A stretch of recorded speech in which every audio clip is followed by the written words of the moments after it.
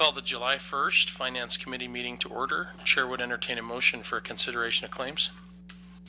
Yes, I'd like to move for consideration of claims to be paid in the amount of $193,208.56. Checks written for payroll liabilities for 6/28/13 in the amount of $339,686.53 for a total of $532,895.09. And I will second that motion. Any questions on the bills? I have none. And I have no questions. So all those in favor of the approval of claims say aye. Aye. Those opposed, motion carried. All right, do we have any other business for finance? One thing. Heads up. Mr. Chairman, we are getting ready to put the Riverwalk project out to bid, which, as you may recall, is grant funded, and then we have to match part of that. And we've done a huge amount of in-kind work trying to cut the cost of the project. I just want to give you guys a heads up right now. I'm really, really concerned that the bids on that are going to come in way more than what we have budgeted. And I don't know. I mean, like by maybe $100,000 more than we have budgeted. And so I just bring that up to you so it doesn't surprise you too badly. And I think that the other thing I'm going to do is try to get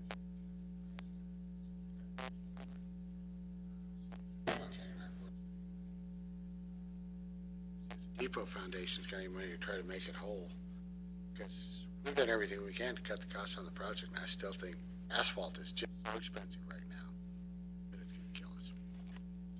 So, Okay. just got a few minutes, heads up. All right, That's true, he can't. meeting adjourned.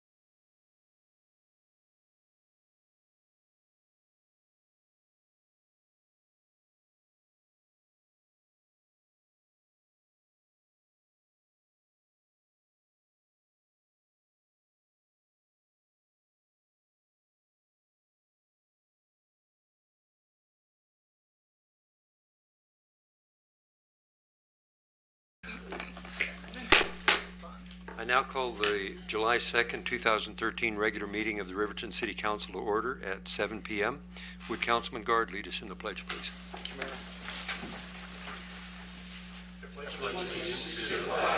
Of the United States of America and to the republic for which it stands, one nation under God, indivisible, with liberty and justice for all.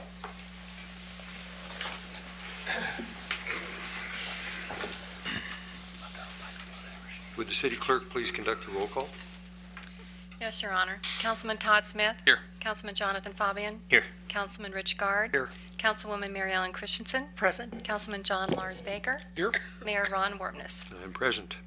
The chair would entertain a motion to excuse Councilman Heiser from tonight's meeting. Your Honor, I would make the motion to excuse Councilmember Heiser from tonight's meeting. Seconded. It's been moved and seconded. Is there discussion? All those in favor signify by saying aye. Aye.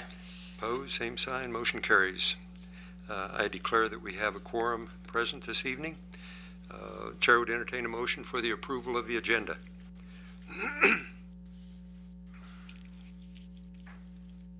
Your Honor, I would move that we approve the agenda. Did you wish to move? Okay. So we approve the agenda. Second. It's been moved and seconded. Is there discussion? All those in favor signify by saying aye. Aye. Opposed, same sign. Motion carries. At this time, we have communication from the floor. Citizens' comments. Anyone in the audience wishing to address the council regarding an item that is already on the agenda will be given an opportunity to speak later on. I would ask those individuals who wish to address the council at this time to approach the podium and identify yourself for the record. Is there anyone wishing to address the council this evening? Mr. Woodward. Yeah, I'm Bob Woodward. Why don't you pull the mic down, Bob, where you can, there you go. Sorry about that. Thank you. Bob Woodward, and you've heard my story before, and I would like to ask if there's anybody that would like to reconsider, if we can do that as we did at the last meeting. And I'd just like to be here this time. I would think that a lot of you guys must have got some comments from the citizenship. I mean, I can't walk down the street without being stopped a half dozen times. And so I know that you must have got a lot of comments. I know several people told me that they've talked to Ron, and he's usually the one I see on the street. I'm not trying to cause any hard feelings, but if there's a chance of coming up for a second revote or whatever, I'd just like it to go. So thank you. Okay. Appreciate it. Thank you, Bob. Okay, is there anyone else wishing to address the council? Okay, in the interest of time, we'll get that taken care of. Apparently no one else. Consent agenda. Would the city clerk please read the consent agenda items by title only? Yes, Your Honor, I'd be happy to. Approval of the minutes, June 18th, 2013, regular council meeting. Approval of the minutes, June 25th, 2013, special council meeting. Approval of the minutes, July 1st, 2013, finance committee meeting. Approval of finance committee recommendations for July 1st, 2013. Approval of the municipal court report for the month of May, 2013. Consideration of catering permit application from Bar 10, July 27th, 2013, Riverfest and Lander at the Lander City Park from 9:30 a.m. to 8 p.m. Open container permit applications, Boot Bar, July 20th, 2013, for a street dance at 702 East Main from 9 p.m. to 1:30 a.m. Injury Prevention Resources, August 2nd, 2013, simulated intox event, which is an educational wet lab at Hammer Electronics parking lot, 8 o'clock a.m. to 4 o'clock p.m. Okay, thank you. Your Honor, Yes. it's the recommendation of the Finance Committee for the approval of claims to be paid in the amount of $193,208.56. Checks written for payroll liabilities for June 28, 2013 in the amount of $339,686.53 for a total of $532,895.09. Okay, thank you. The chair would entertain a motion regarding the consent agenda.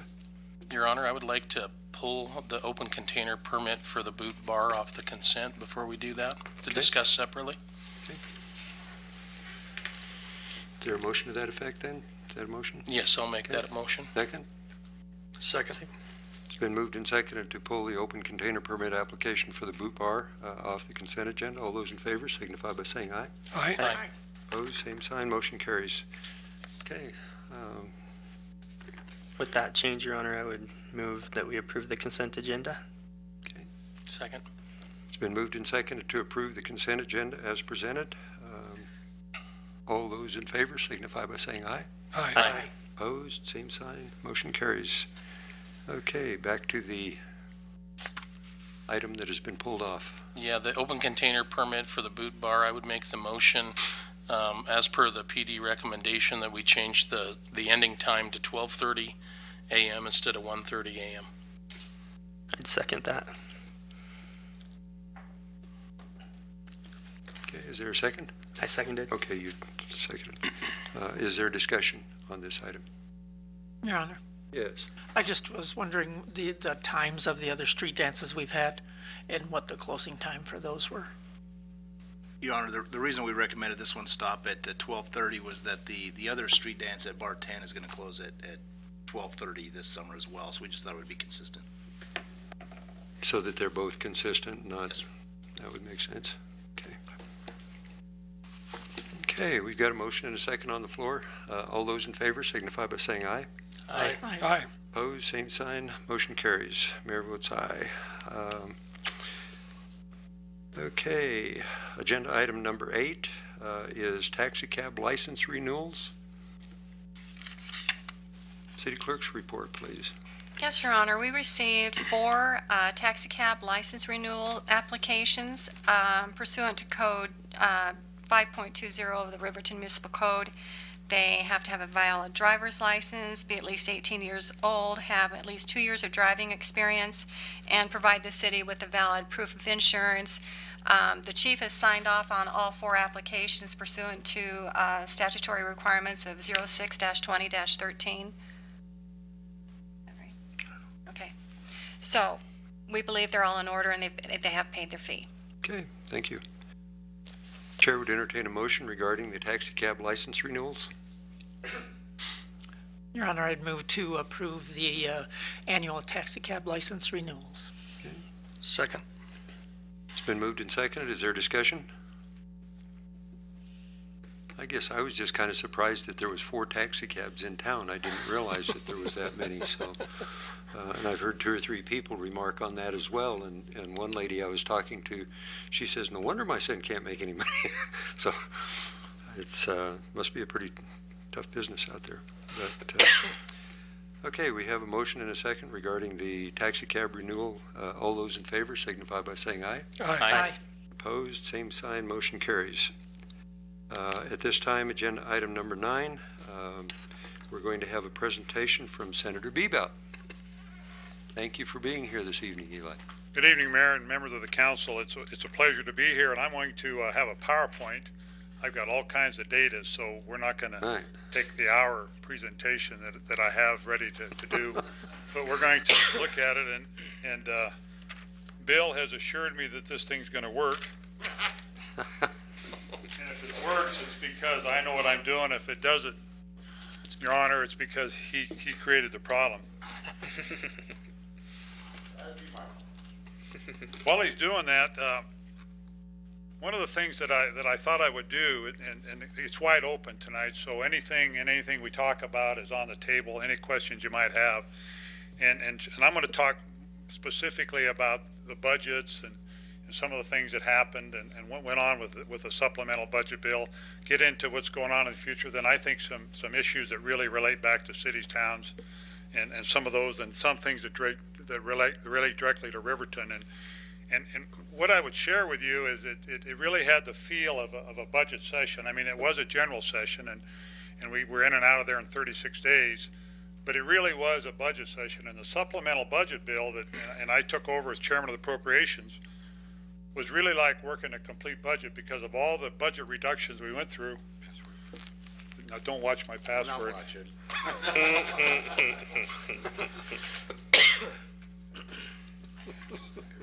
Just look over his shoulder, bud. Like I would remember.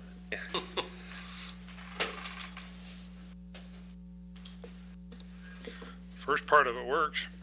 But there were so many, we had to go through so many different agencies because of the budget reduction. So it was in fact like a budget bill, and we went through, what are you doing now? Okay. It worked. Your wizard center. And what we'll be able to do, Your Honor, is we can go and look at any bill that you want to look at. It's real easy for me to pull them up. If you have some specific questions about any bill, we can actually get the bill and we'll look at it. And if we want to talk in depth about what the bill's about, any parts of the bill, we'll be able to see this PowerPoint that talks about a big overview. And then I've got information on budget projections and different things that'll show where we are, what I think's going on, and what it looks like in the future. And so what I'm going to do is go to my PowerPoint presentation.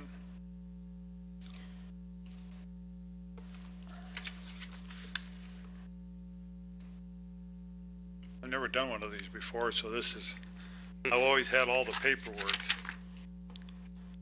Okay.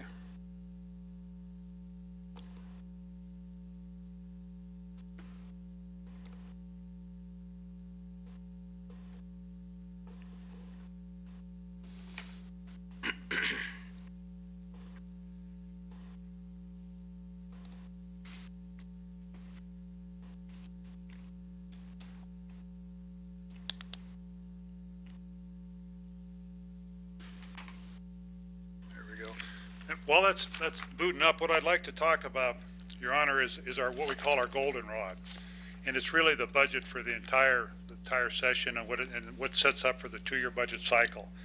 And I think what you need to understand is when we went into the second half of this biennial budget, I wanted to talk about how much money was on the table, where it came from, and then what we did through the budget and some of the issues we worked on and came up with in terms of what we did through these budget reductions. And essentially, when we got into the second half of this biennial budget, we had about $99 million of carry forward from the previous budget.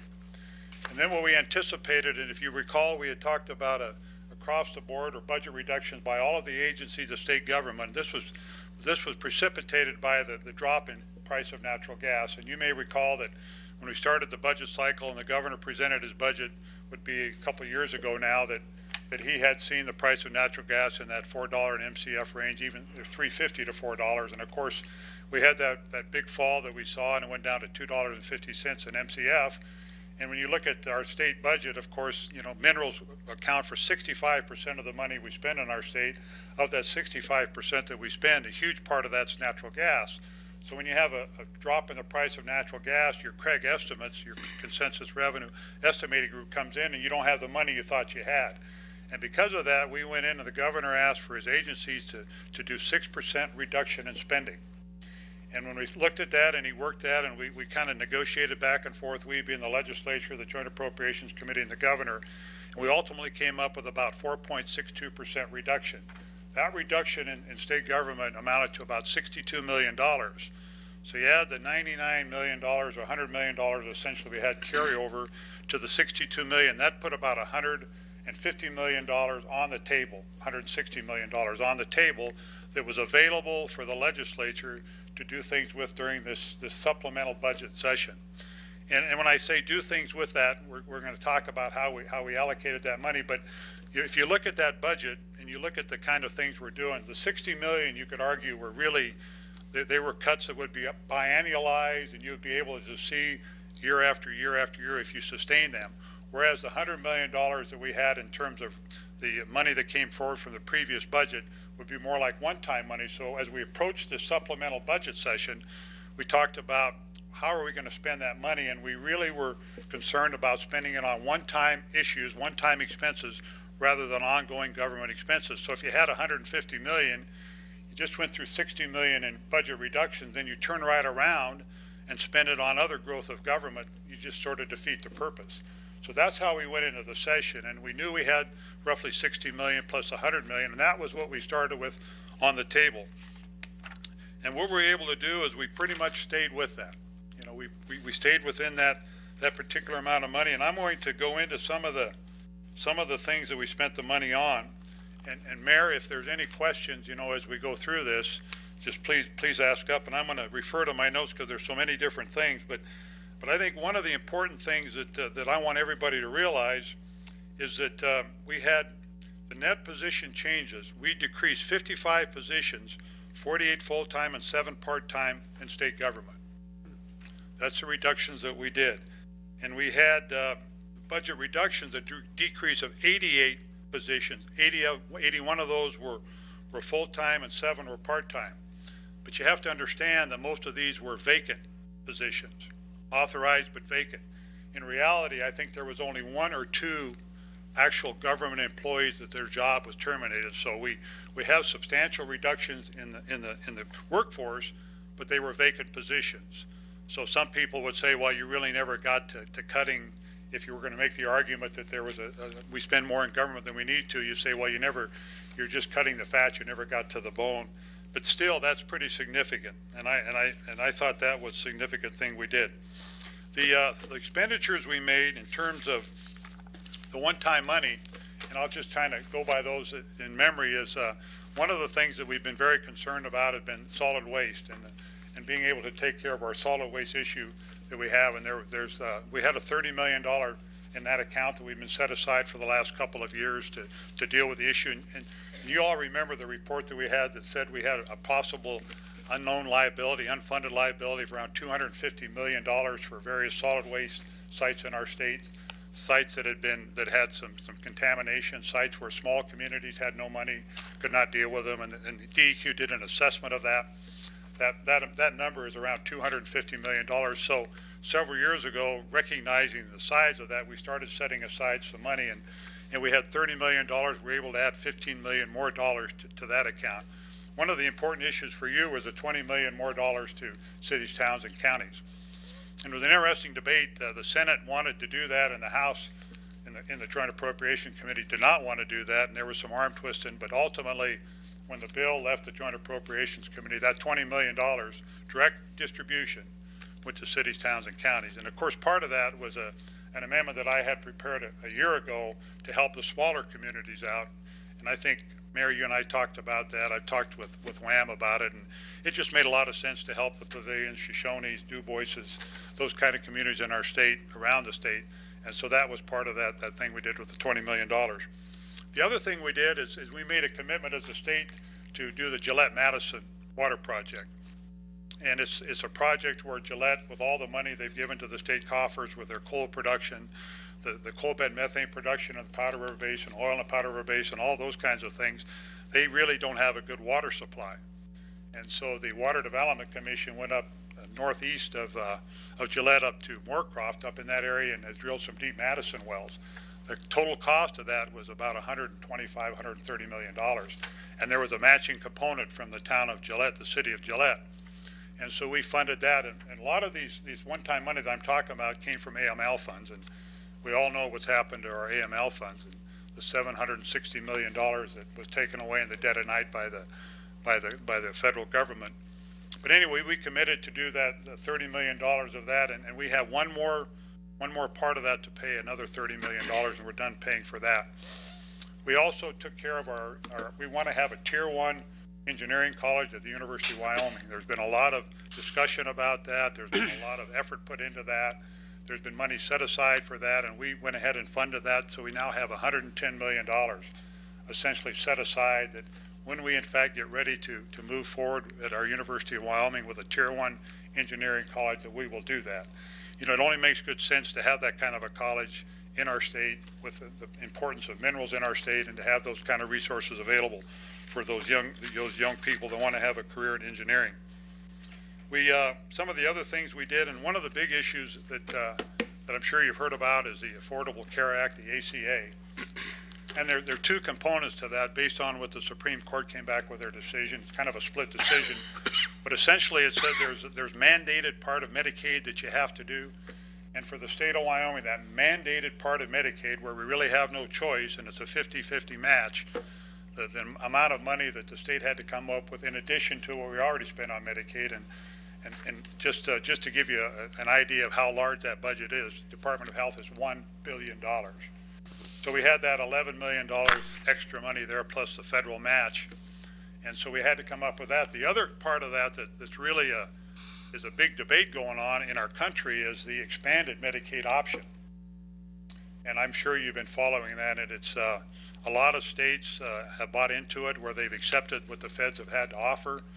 A lot of states have not, because of a lot of uncertainty that's going on. Wyoming chose not to get into the Medicaid expansion at this particular time. There's a lot of issues on the exchanges, the insurance exchanges.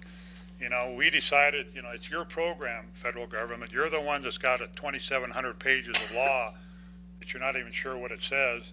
And we don't even know what the rules are, because the rules haven't even been promulgated yet. So how can we expect to put up a state exchange to get this thing moving? So we said, we're not going to do that. You know, you're the one that set this up. You're the one that is working on the rules. You set up the federal exchange. So that's in the works. And all of this, the timetable on this all kind of kicks in next year, the first quarter of 2014. It's my understanding that's been extended to 15, isn't it? Parts of it have, I think, Your Honor. I thought I just heard on the news this evening that it was extended. Both of them have. Yeah. Okay. And then the Medicaid expansion for Wyoming with the mandatory was about 8 or 9 or 10,000 Wyoming citizens, but the optional expansion is about 17 to 20,000 with a big price tag. And the concern a lot of people in the legislature had is that the way that's set up in terms of the mechanism to fund that with the federal government is the first year, if you buy into it, then they will reimburse you 100% of your costs. And then it stays there for a year, then it goes down to 95 and 90. And I think a lot of concern by not only the state of Wyoming, our governor, the Appropriations Committee, and a lot of other states, is how can you have the government be expected to pay that with, I don't know how much, $16.8 trillion worth of debt. Where are they going to get the money?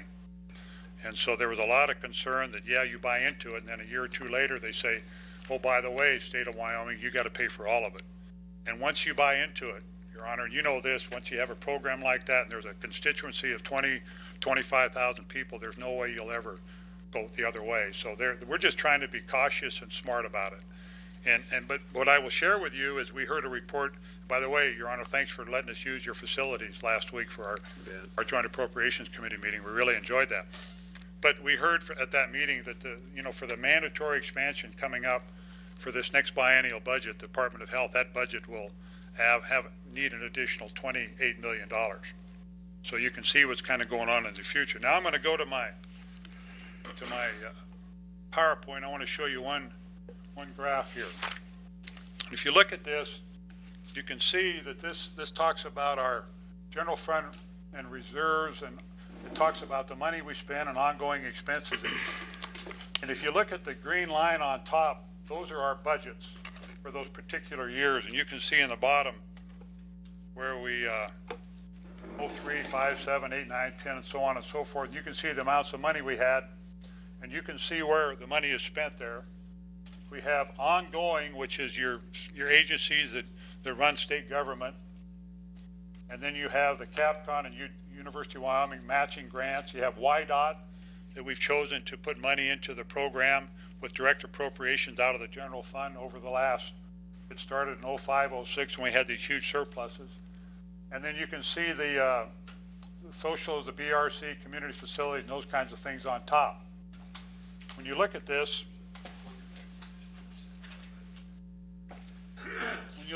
the thing that I think that I want to make everybody aware of, when we did 11-12, we were at $3.7 billion. And you can see we went down to $3.3 billion for 13-14.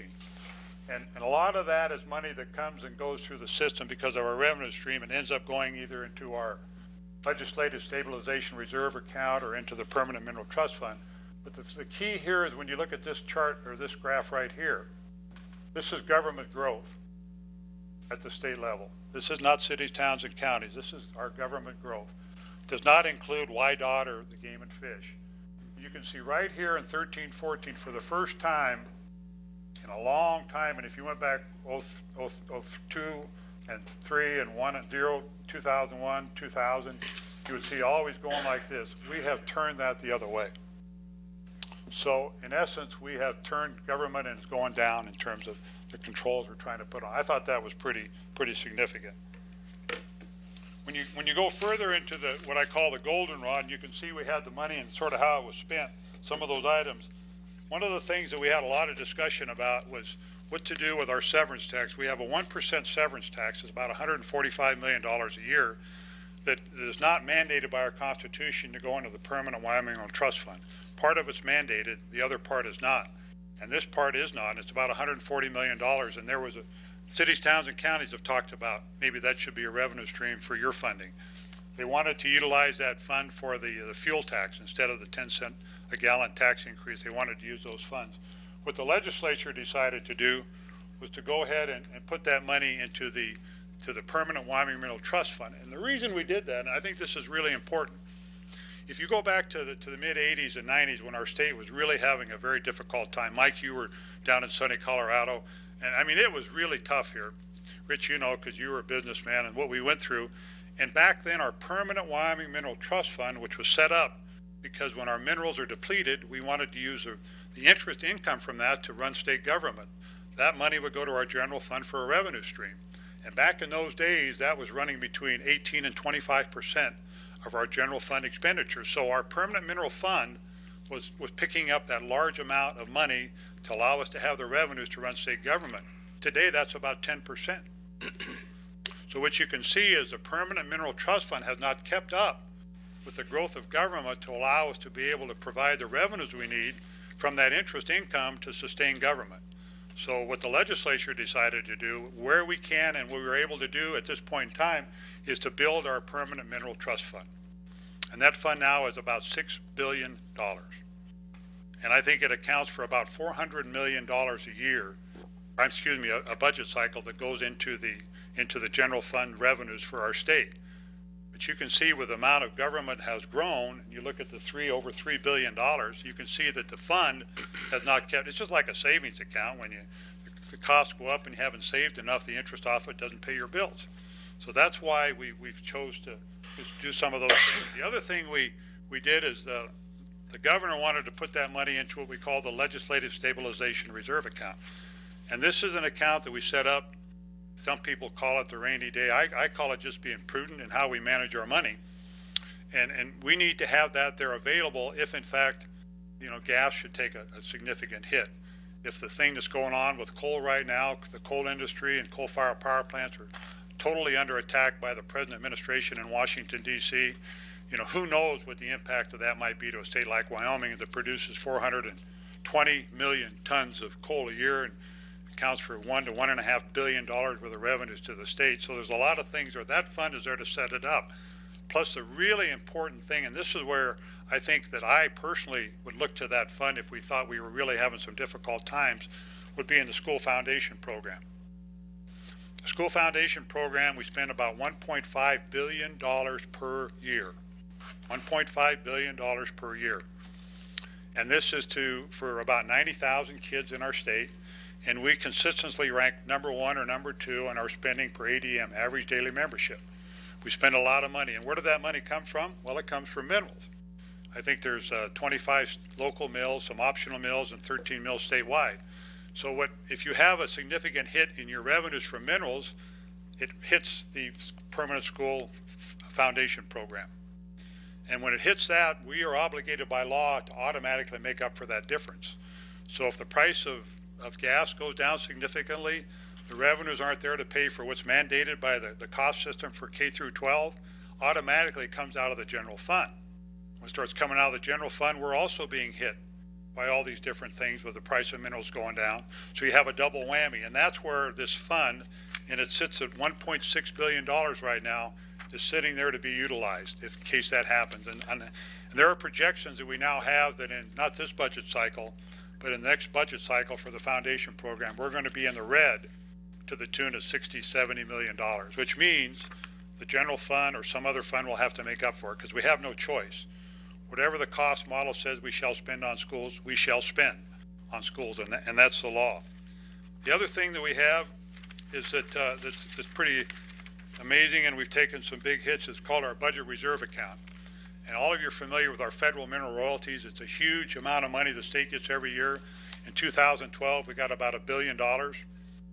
And we know that once again, through the sequestration, and I've got a slide that I could pull up that shows the effect of sequestration, but I don't know that we want to get into all the different agencies and all of that, but essentially $53 million was taken away from federal mineral royalties. If you biennialize that and move it into the next budget cycle, should that sequestration continue, it's $160 million.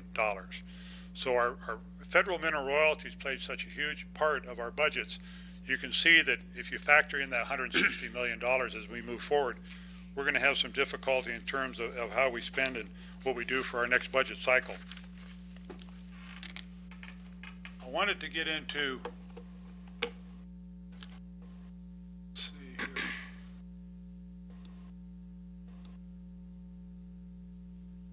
I just talked about our 5.5 in permanent funds. That's actually closer to $6 billion now, or 1.6 billion in the legislative stabilization reserve account. The 4.3% cut I've talked about.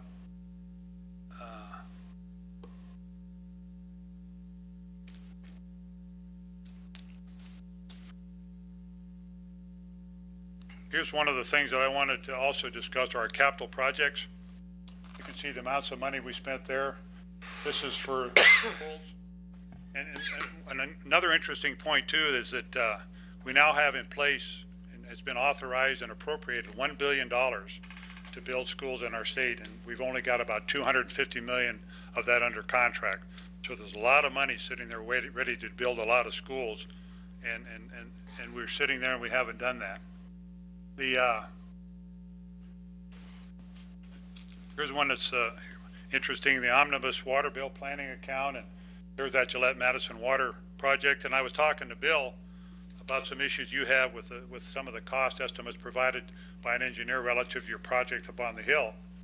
And, you know, this is where you need to go, is to the Wyoming Water Development Fund to get that extra money. And of course, understand that's funded by a severance tax on coal and oil and gas. The funds are there, but there's a long list. So Mayor, we sure need to get up and get that thing going. I'll be there to help you on that one. What was the match on that, Senator? The match for Yes, for Gillette.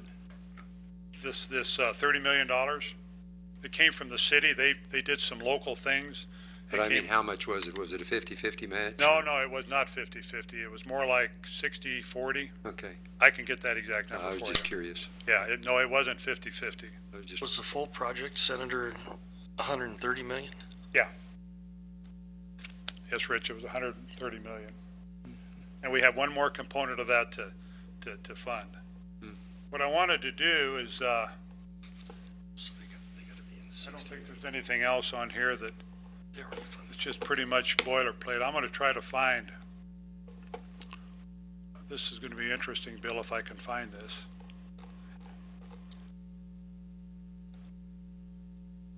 I want to talk about what's coming up.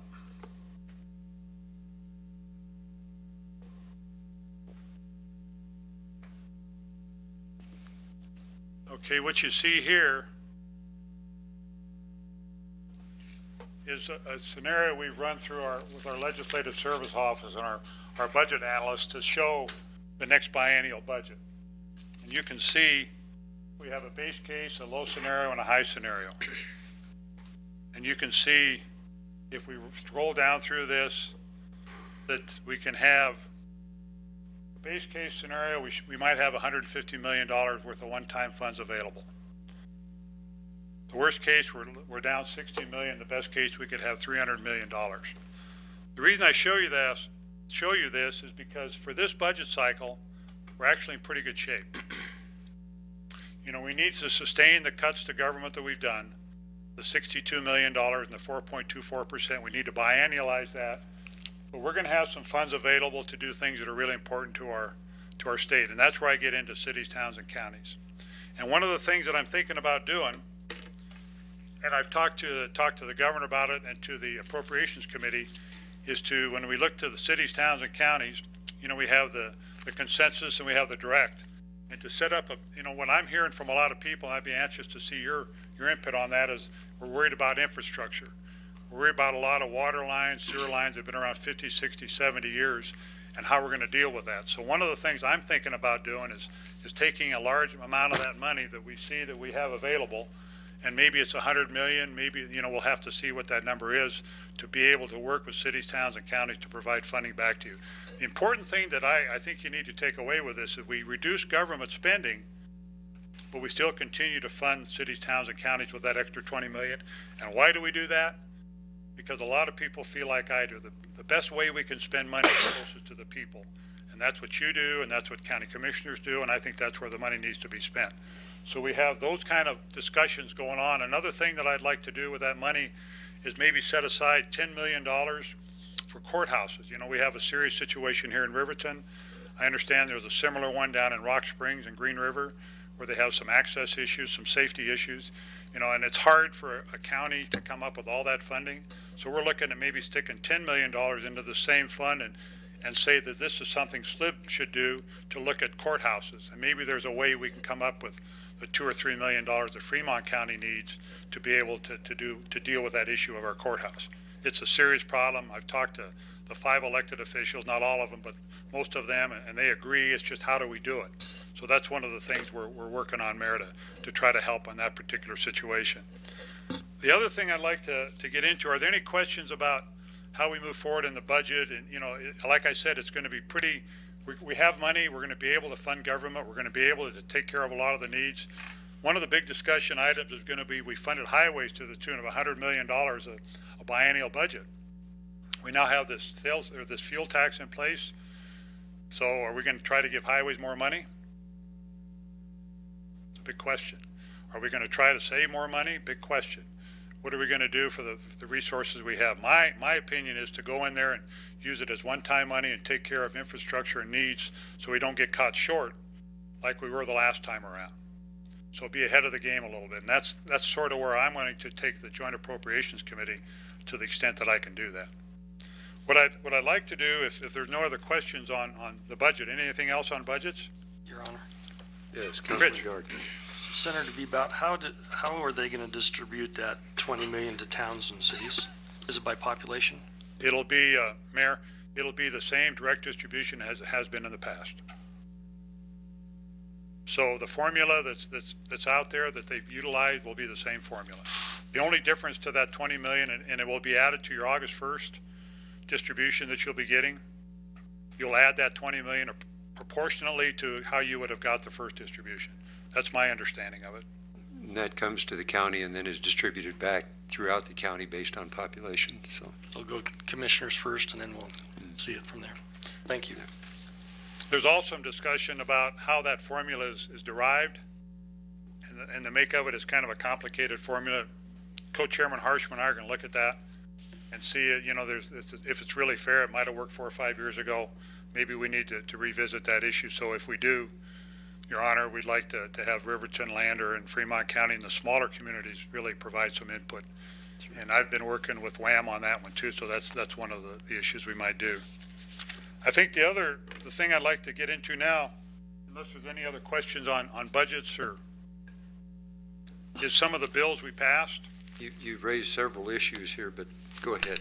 Well, on the bills we've passed, the one is Senate File 90, which is a bill that I introduced. We got it through the legislature. It was not an easy task, and that deals with state lands.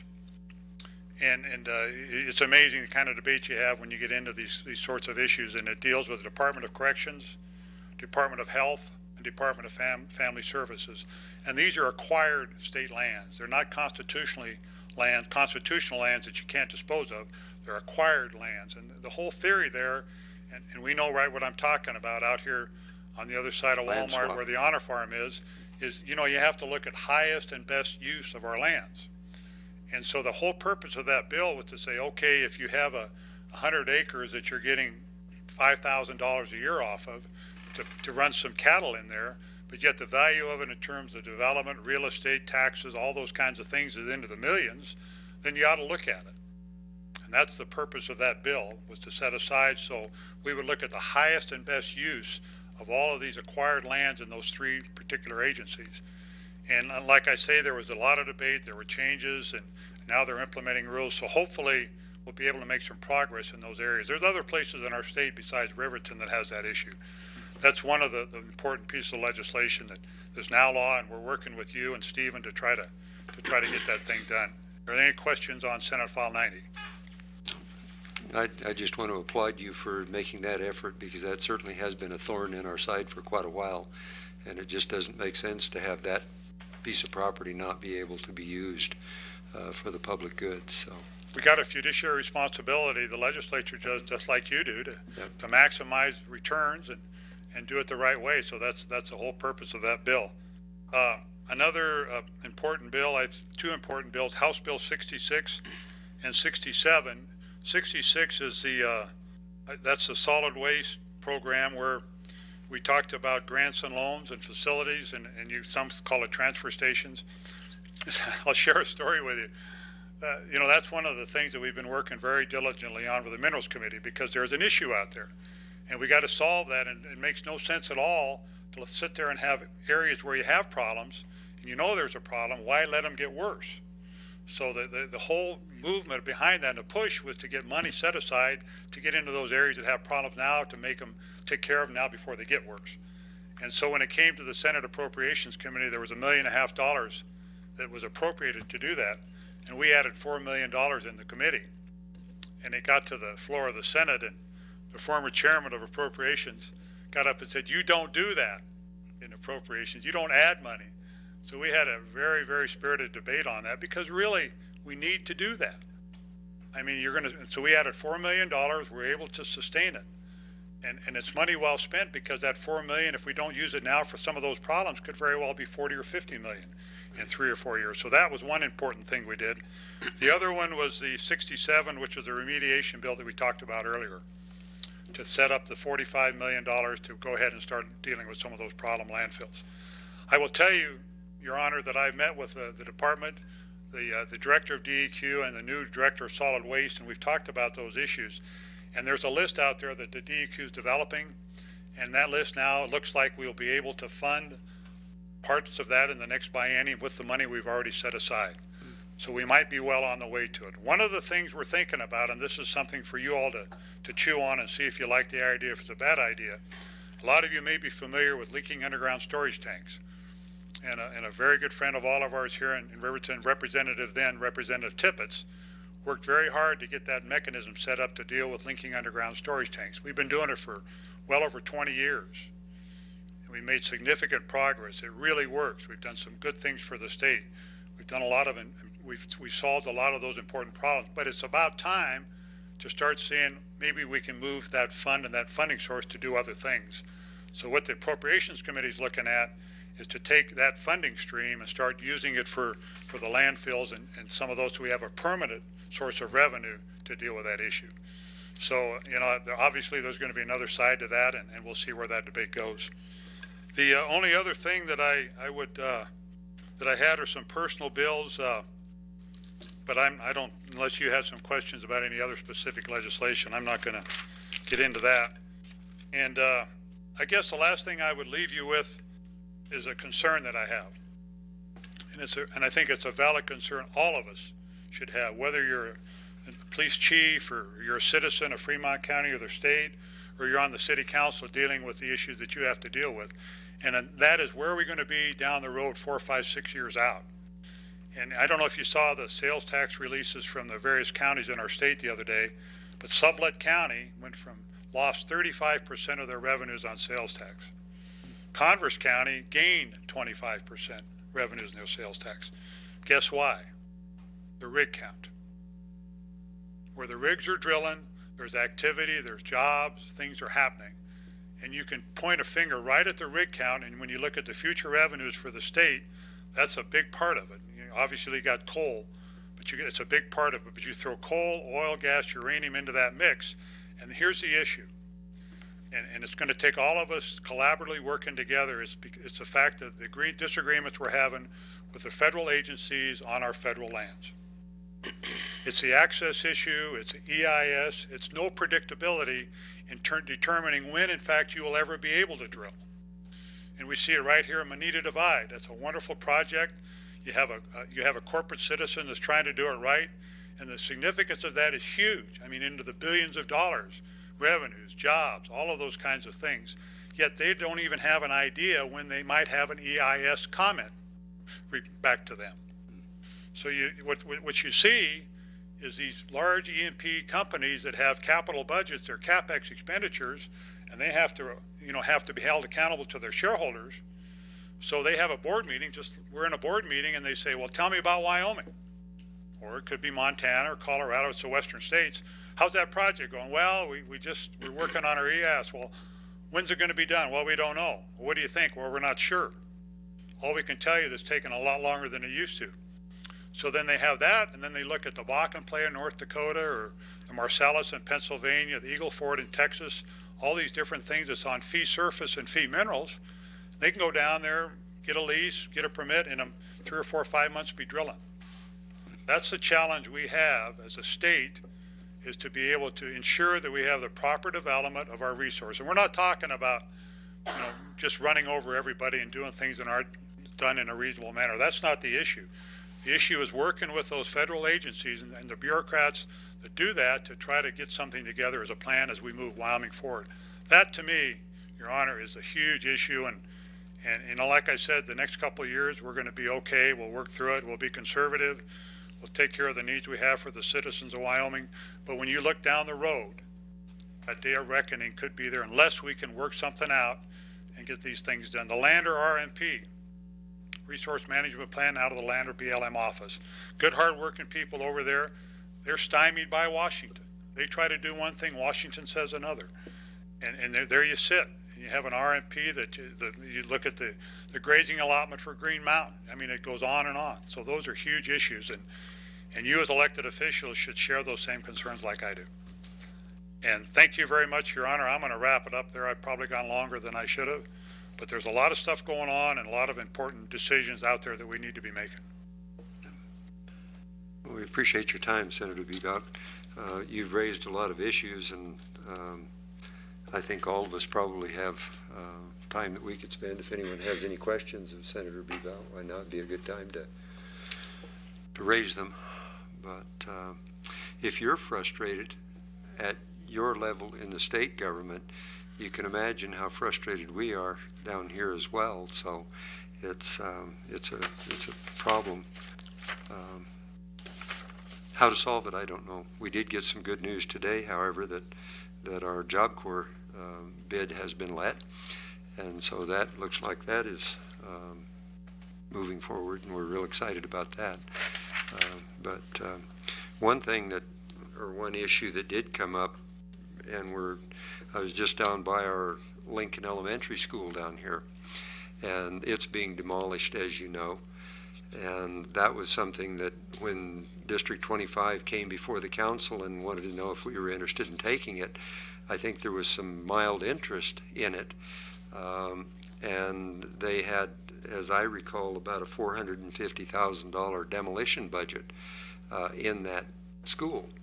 And I suggested when the governor was up, if we could get that $450,000, you know, as a sweetener, then we might be willing to take that building so that we could put a new roof on it and do some repair of it and whatnot. But they were not interested in doing that. So given the problems that we have with solid waste in the school and the amount of money we're spending and everything, it just really makes me personally wonder what the heck we're doing if we would rather tear down a building that could be serviceable in the community and put it in the landfill where we've got landfill problems now. So those are the kind of things that sometimes we don't understand at this level. And so anyway, but that was just one. But regarding the land swap, boy, we're very supportive of that. Any funding that you can get, additional funding to the municipalities will be a great help. When the severance taxes and whatnot were capped, and that revenue went away, and then the revenue off of food went away, why it there for a while it really put us in a tight spot. So any help in that area will certainly Well, and I still think the solution there, and we've talked about this, Your Honor, is to take the 70-30 split and give more back to cities, towns, and counties. I've always felt that. Yes. And that helps control the growth of government in Cheyenne Yes. and in our state, and it gives money back to where it's spent the best, which is in cities, towns, and counties at your level. Yeah. And I think that's the best way to do it. But we've got to be very cognizant of that issue, because if we go into the next biennial cycle and we don't provide any funding for you guys, that you're used to getting about 150, I think you got 155 million this last 2-year cycle that we're in now. And if that goes to zero, then that's going to really have some hurt. So we've got to be really working on that, and I'm committed to do that. I don't remember getting quite that much. Do you, Courtney? All of it. Oh, you know, we've got that little box I have in the joint JAC room where I pull out and it says Riverton on it. Yeah, there you go. No, I you know, and we all know that you're doing the very best you can, and we sincerely appreciate it. We really appreciate your time this evening. One of the things coming too and that sharing. we're going to look at doing is expanding possibly group insurance. You know, we've made it optional for school districts, and only one's bought into it. That's Natrona. But that's something that cities, towns, and counties we may look at creating that option for you. Yes. And we had some local constituents come and speak. You might have been there, Mayor, when they testified, BOCES and irrigation districts, because of the inability to get insurance. Of course, it's all in limbo because of the ACA. We're not sure what that's going to create, but we're looking at that. And retirement, you know, Lars, we're looking at your issue. Don't have any answers for you there. But I will tell you that retirement is something that we ought to all be concerned about. And if you look at the country, and you know, there's a lot of states that are in much worse shape than we are. And the reason is real simple, is that they put too high of a for their actuarial studies. They said we'll get an 8% return, when really it's only about 6%.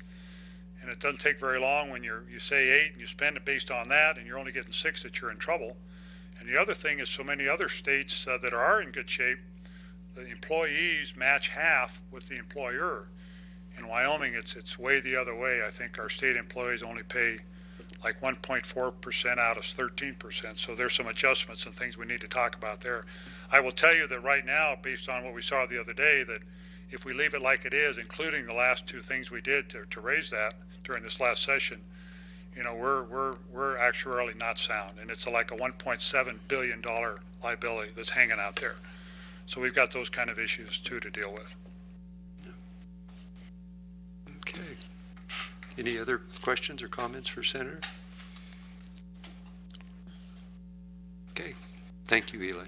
Yeah, the other thing too, Your Honor, I really appreciate all the you know, you coming down to Cheyenne, and I think you and Rich came down, maybe, and I can't remember, but coming down and visiting with us, we appreciate that. And when you see an issue that you have concerns about, you know, whether it's cities, towns, counties, whatever, just, you know, I've had a lot of emails with Lars about, you know, the waste districts, the weed and pest and all those. So just be sure and get in touch with us. Let us know your concerns, and we'll do the best we can. And now's the time to be working with all these interim committees on your issues. This is where things get done. And as we go into the budget session, it requires 2/3 vote for introduction. It's going to be really hard for individuals with their own bills to get introduced. But committee bills have a good chance.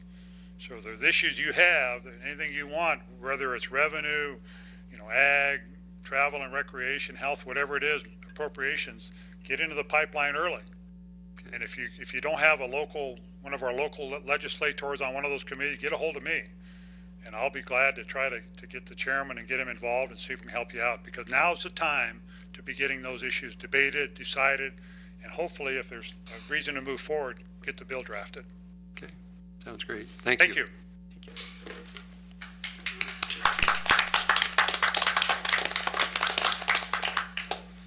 It worked.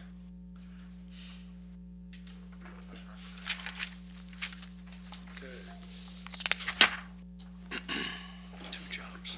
Still have quite a bit left. 2 real jobs. Okay, we're on agenda item number 10. Bid award, AIP 34 taxiway C/GA apron. Public Service Director report, please. Mr. Mayor, in your packet, you'll see the council report. This, of course, we bid this once before. We only had 1 bid. We had 3 bids that were late, walking in the door and had to reject them. Through the diligent work of our consultants, Aviation, and with the consent of the Denver Airport District Office, we were able to retool the bid and put it back out on the street. And as you can see, the current low bidder is Maxwell at $1,328,015, which is a substantial improvement over the previous low bid of $1,892,952. The staff recommends that we award the bid to Maxwell Asphalt, contingent upon the FAA Airport District Office's eventual approval, which I've already heard from them, and they approve, they concur. So we're asking that we award that bid to Maxwell in the amount of $1,328,015.00. Okay, thank you, Bill. Chair would entertain a motion regarding the bid award on the AIP 34 taxiway. Your Honor, I would make a motion to approve the AIP 34 taxiway. Second. Okay, it's been moved and seconded. Is there discussion on this motion? Your Honor, Yes, Councilman. where does Maxwell headquarter at? Salt Lake City. Salt Lake City.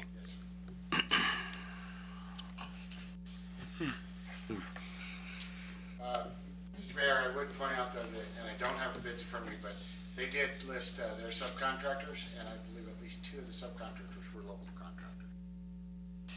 Thank you. Is there any other questions, comments?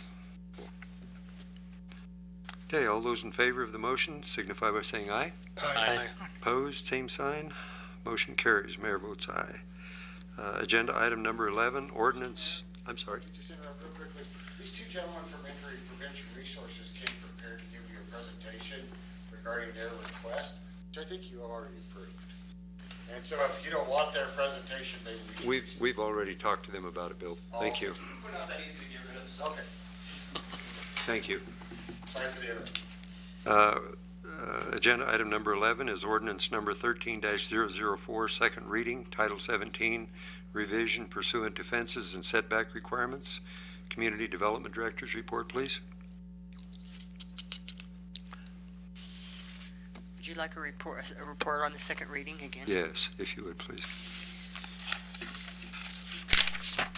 Yes, sir.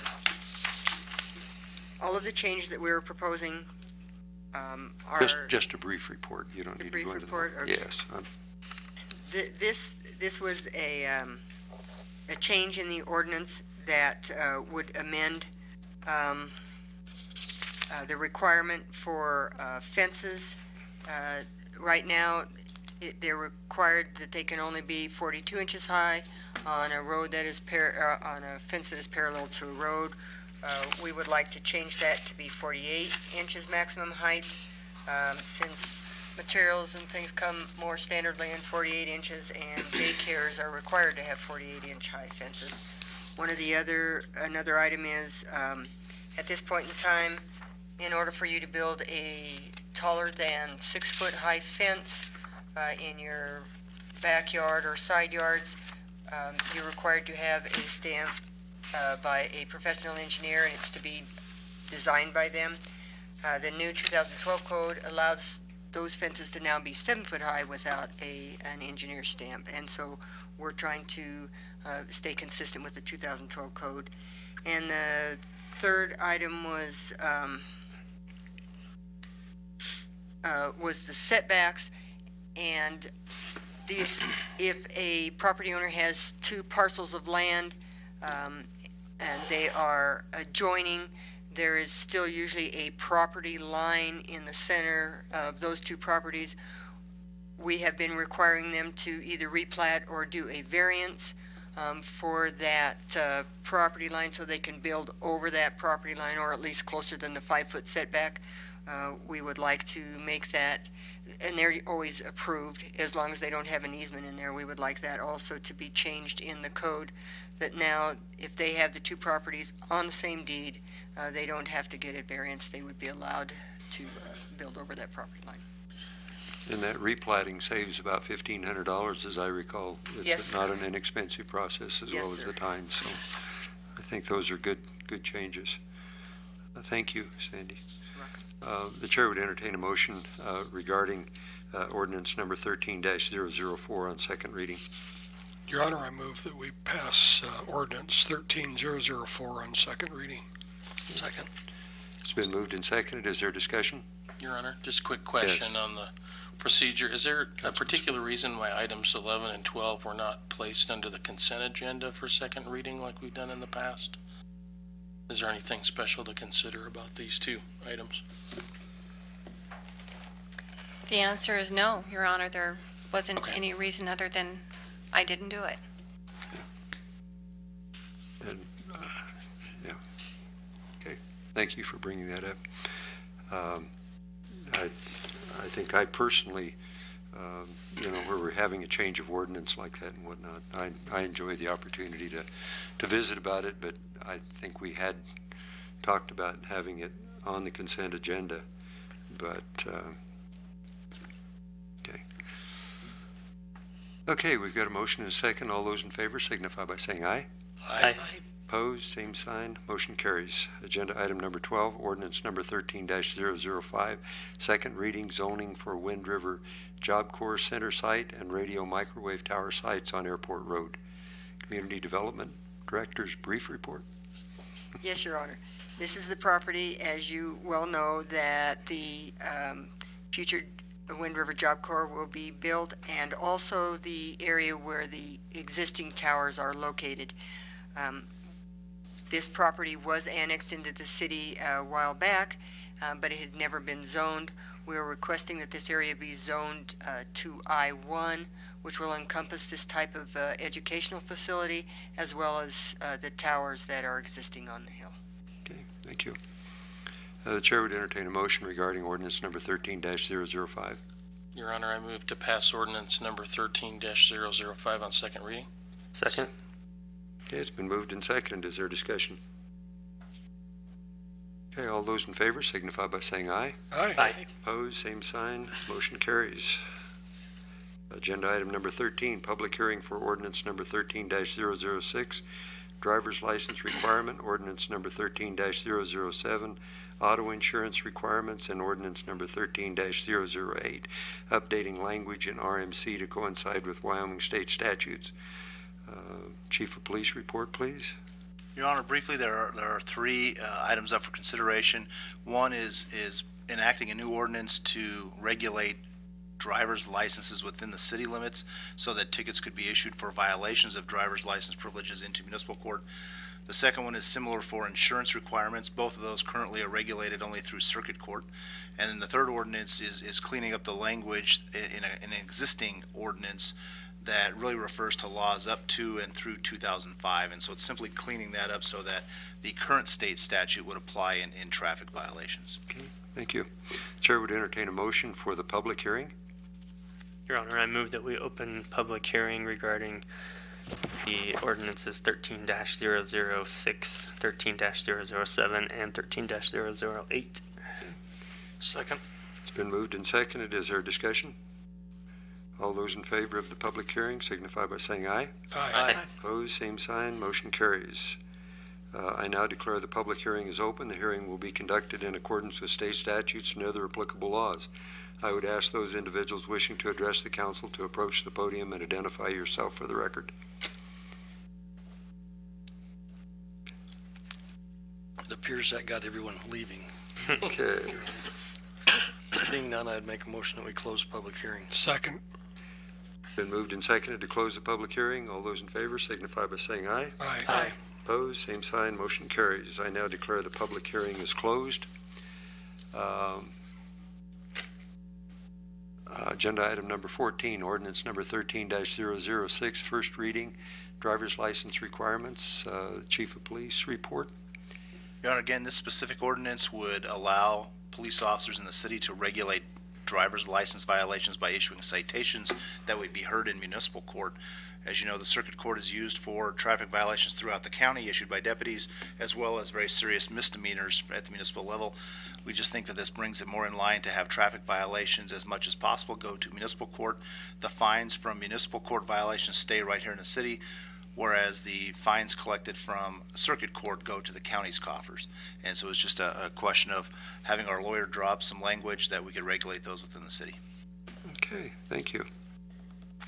Would the city clerk please read ordinance 13-006 by title only? Yes, Your Honor. Proposed ordinance number 13-006, an ordinance revising section 10.12.030 of the Riverton Municipal Code, creating the offense of driving under suspension, and repealing all ordinances or parts of ordinances in conflict therewith, and providing for an effective date. Okay, the chair would entertain a motion regarding ordinance number 13-006. Your Honor, I'd make a motion to approve 13-006 on first reading. Second. Okay, it's been moved and seconded. Is there discussion? All those in favor signify by saying aye. Aye. Opposed, same sign. Motion carries. Ordinance number 13-007, first reading, auto insurance requirements. Chief, please.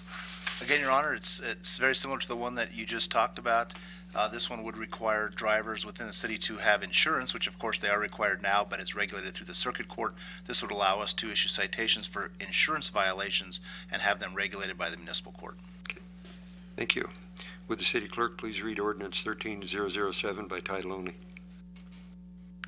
Yes, Your Honor. Proposed ordinance number 13-007, an ordinance amending Chapter 10.12 with the addition of Section 10.12.170 of the Riverton Municipal Code, requiring drivers of motor vehicles to have liability insurance, and repealing all ordinances or parts of ordinances in conflict therewith, and providing for an effective date. Thank you. The chair would entertain a motion regarding ordinance number 13-007. Your Honor, I would move that we approve ordinance 13-007 on first reading. Second. It's been moved and seconded. Is there discussion?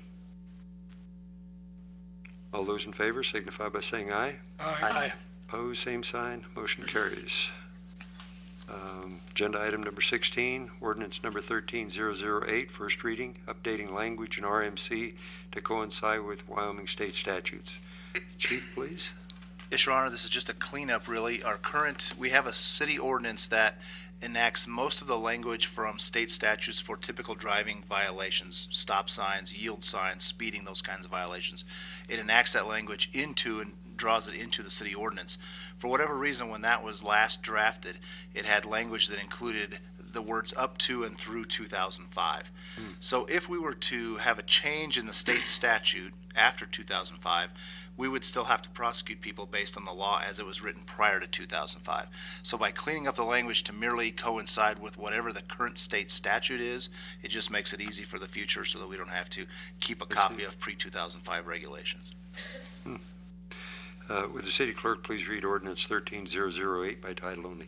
Yes, Your Honor. Proposed ordinance number 13-008, an ordinance revising section 10.1 or 10.08.010 of the Riverton Municipal Code, updating the language to reflect the current Wyoming state statutes, and repealing all ordinances or parts of ordinances in conflict therewith and providing for an effective date. Thank you.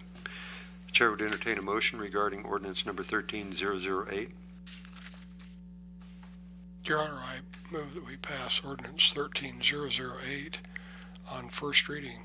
Second. It's been moved and seconded to approve ordinance number 13008. Is there discussion? All those in favor signify by saying aye. Aye. Aye. Opposed, same sign, motion carries. Okay, good.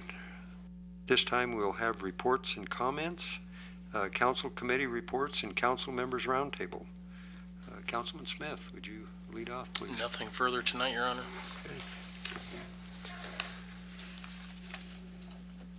I don't have anything as far as there haven't been any meetings, but it is my understanding that the animal shelter is in process of and might be just completing the installation of some new outside kennels to assist in housing animals when the interior is not is full, which is usually so. That's all. Your Honor, I had Guard. opportunity to talk with skateboarders today at length and a couple previous comments, and they were quite thankful for your presentation to go to Lander and look at that. And I know that the rest of us would like to go. You might let us know when you leave town so we go with you. Okay. I think that's what they really appreciated, your comments and looking at that. I think that there's an opportunity there for us to help that organization, and they have some internal struggles that they're working with at the moment.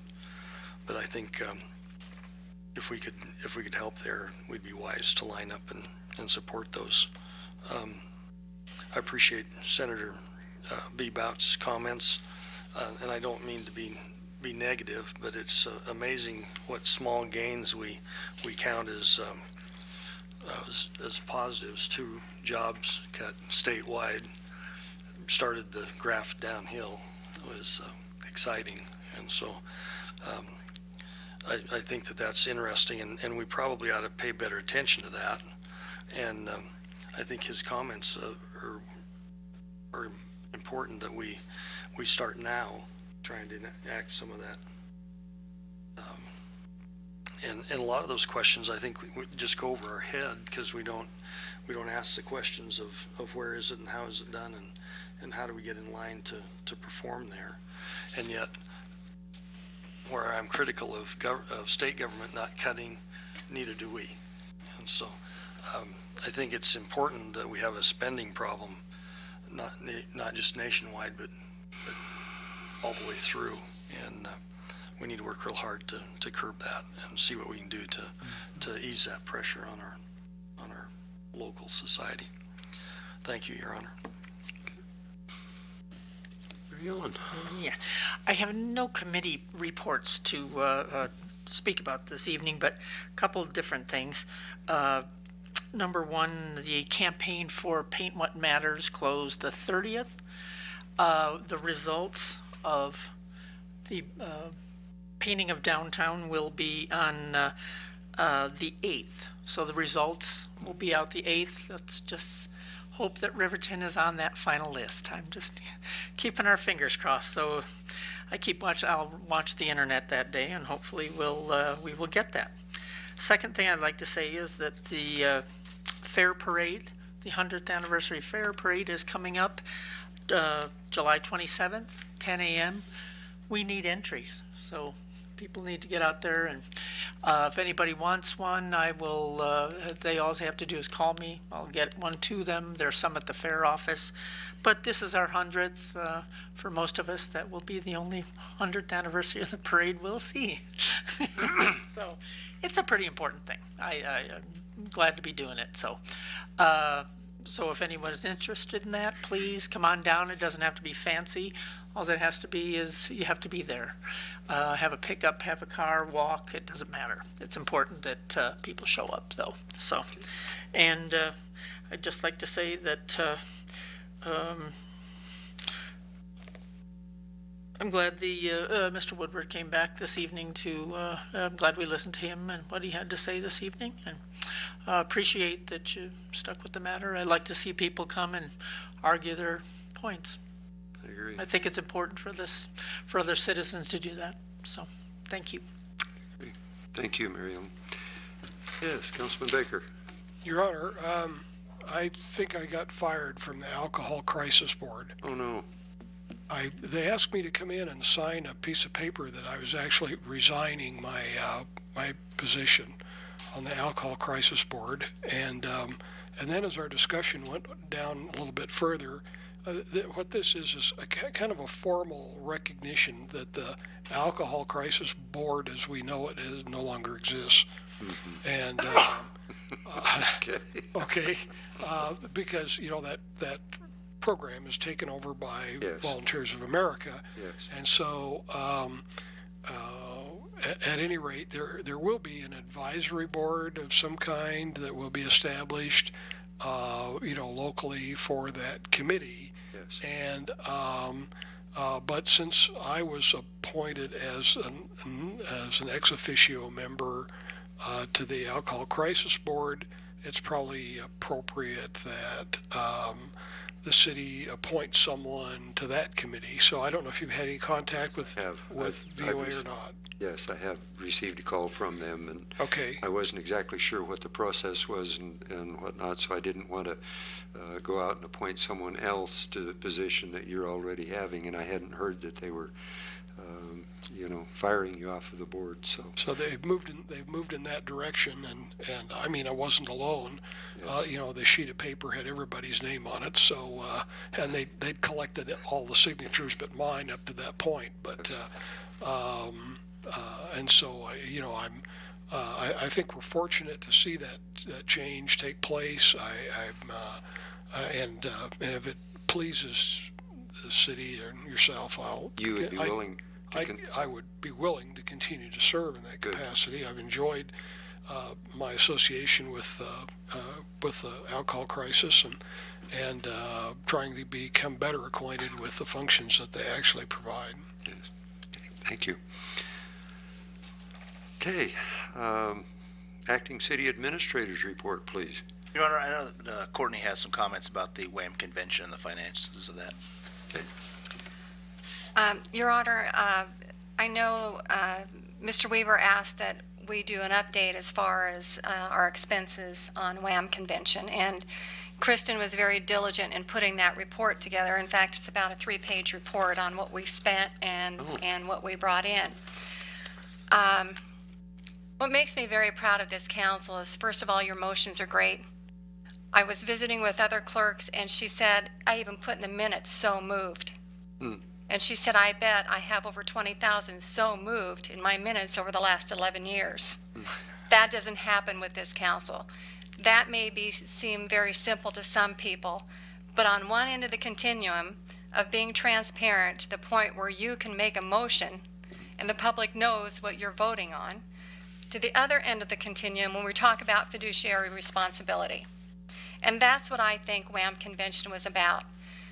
When Kristen and I started talking about WHAM convention and the plans for the convention approximately 10 months ago, we were very clear that we wanted this to be even.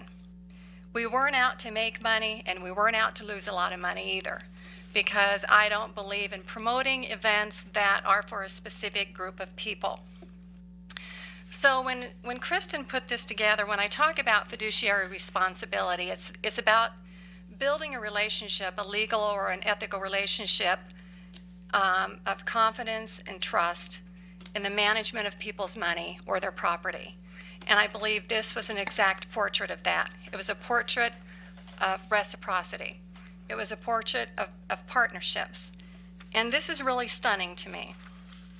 When Kristen put this together, we received, let me see, $22,950 in sponsorships. And when we talk about that, we talk about actual cash money brought to the city. For instance, it went from premier sponsors like the casino of $8,000 to Saner Systems, which was less than, well, I don't even have to state, but it was significantly less, or Wells Fargo, and this isn't a prepaid announcement either. So we went from that, but we also kept track of the in-kind donations. And this is what is stunning to me. Half of what we brought in on paid sponsorships, we brought in on in-kind donations. We brought in $10,377 on in-kind donations from the people in this community. And when we talk about in-kind donations, it was from the school district. Their costs were approximately $3,000 for those 3 days. Overtime, equipment, needs with the convention.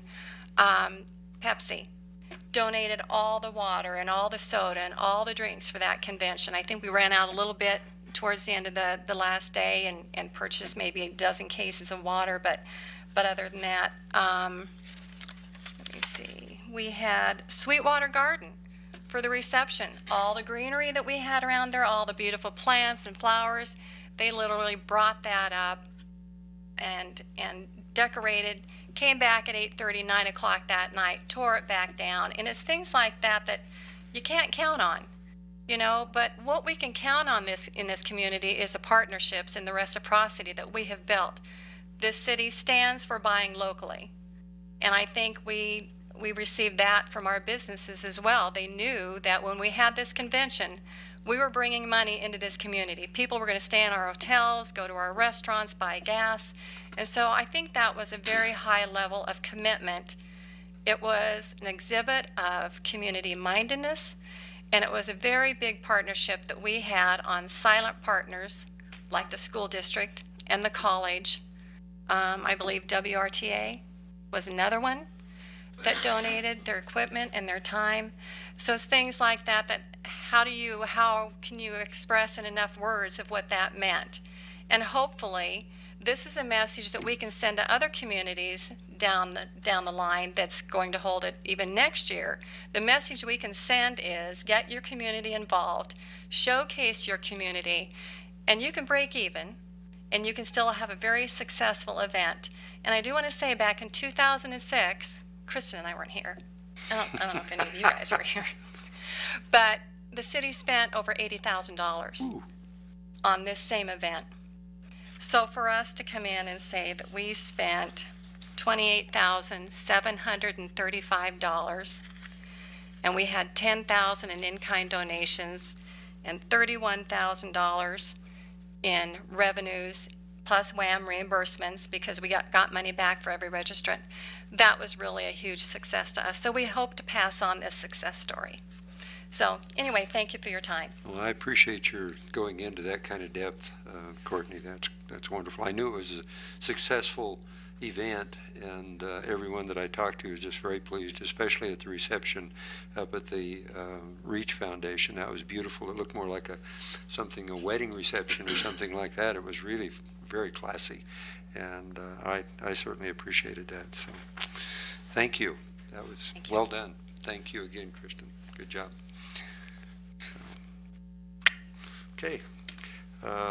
What's the next big event coming up? Do you have anything else under your sleeve or anything? No? Not for a while, huh? The next big event? I'm sorry, Your Honor, but Bill told me to stop my whining today. We're working on the balloon rally. So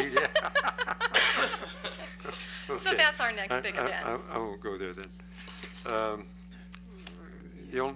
The only couple things I have, Councilman Guard and I and a few other people went out on the Cattlemen's Association out into the hayfield the other day, and we left here at 1 o'clock, and I got back about 7:30.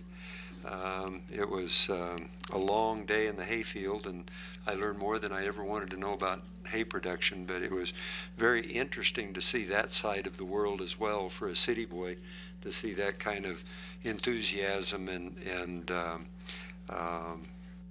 zeal, I guess, for a job. And it was really neat.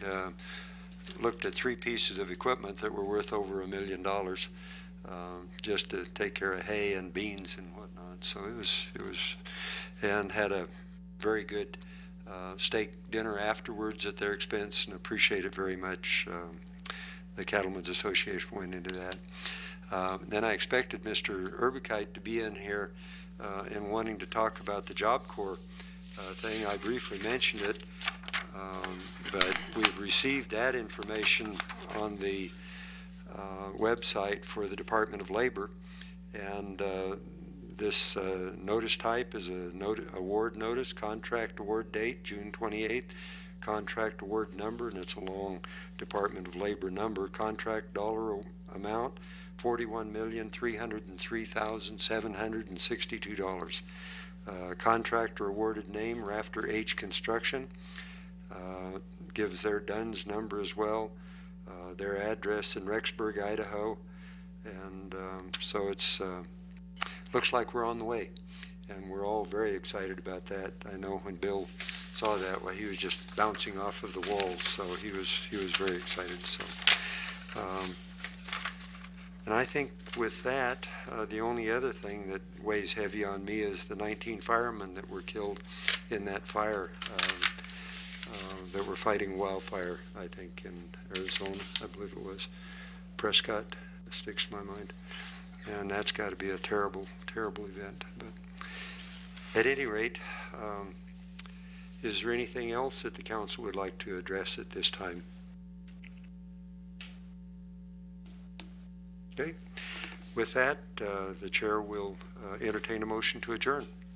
Your Honor, I'd make a motion to adjourn. Second. It's been moved and seconded. All those in favor signify by saying aye. Aye.